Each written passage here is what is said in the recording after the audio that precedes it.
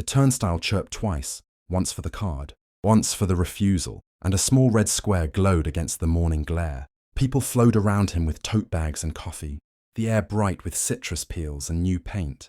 He smiled for the nearest phone camera, smoothed his jacket, and tried the badge again. Red, again. "Kai!" someone called, not quite loudly. It came from the mezzanine, where the mezzanine wasn't supposed to exist back when he drew his expansion plans on table paper. The woman leaning on the rail wore a charcoal jumpsuit and a teal scarf knotted, like she meant it. She didn't lift her hand to wave.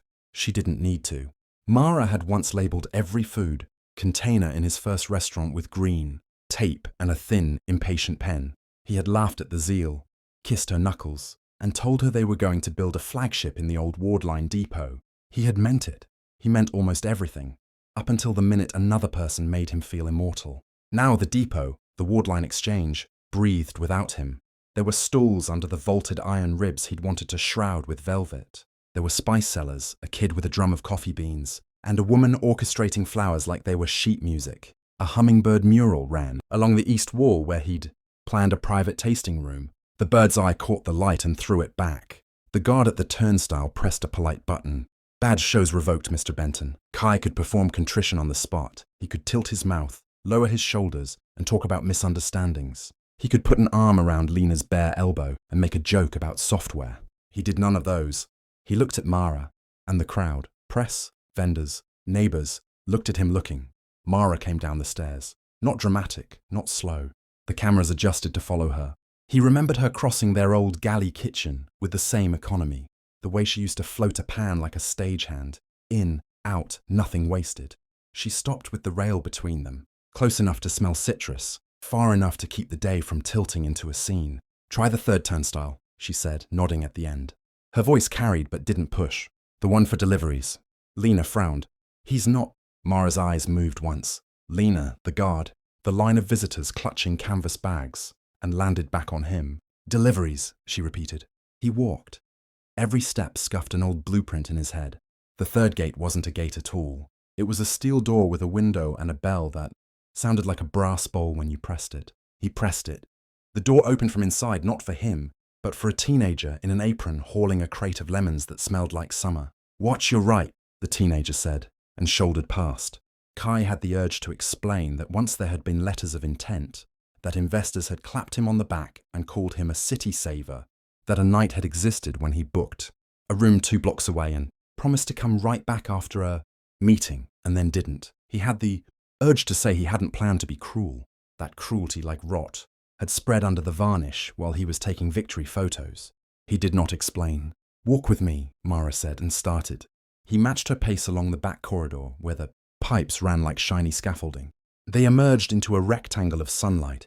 Windows climbed above them, panes patched with history. On a table, a stack of paper badges, hole-punched, a battered cash box, a folded cloth like a flag not yet run up. "I can fix this," he said, and heard the softness in his own mouth. "Not today," she answered. "How much?" He hated himself even as it left him. "I can make the board whole." "There is no board the way you remember it." She set her fingers on the cash box. Copper ring on her middle finger, the one she used to thrum against the prep counter when she was thinking. "We converted the building into a public trust. Vendors own shares. The city matched a grant after the blackout month. You were traveling then." He was always traveling then. "I didn't mean—" "I know," she said, and the two words emptied the air like a door opening in winter. She reached into the cash box. Not a key. A napkin, white, clue-stained at one corner. Their first sketch of the depot. Crude squares, arrows, the phrase, "Leave the high doors open so the smells can wander." Her pen had written that. He had drawn arrows like spears. She slid the napkin toward him and then kept her palm on it so he couldn't take it.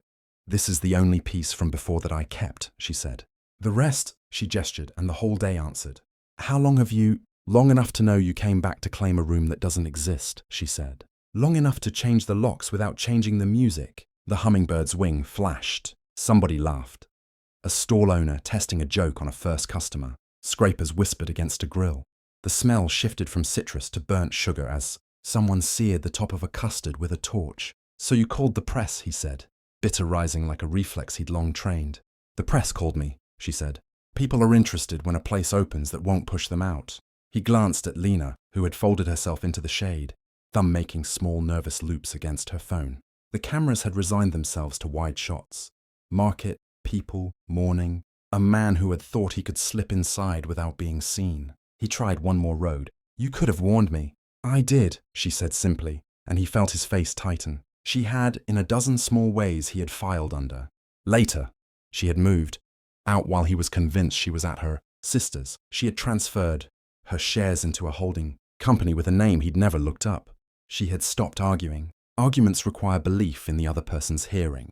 "Then why invite me at all?" he said. "I didn't," she said, and her mouth almost smiled.